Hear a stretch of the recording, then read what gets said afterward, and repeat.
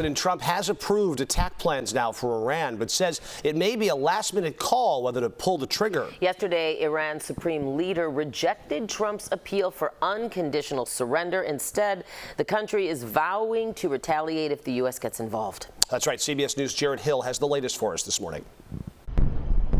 A seventh day of fighting between Israel and Iran, and CBS News has learned President Donald Trump has approved plans to attack Iran as well. That's according to senior U.S. intelligence and defense sources. But so far, no decision on if he'll launch strikes. I like to make the final decision 1 second before it's due, because things change.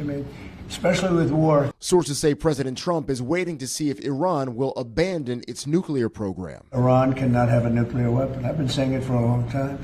And I think they were a few weeks away from having one. The State Department says it started evacuating non-essential personnel and their families from the U.S. Embassy in Israel. It's warning Americans to leave Iran now, as both countries launched more strikes overnight. Iran State TV confirmed that Israel hit a heavy water reactor used in nuclear production. Israel says a medical building was hit by an Iranian missile.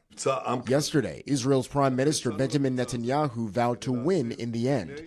Iran's supreme leader said his nation will not surrender, and he threatened irreparable damage if the U.S. gets involved. American officials say Iran has prepared to retaliate with strikes on American bases in the Middle East. It's their war. It's not our war.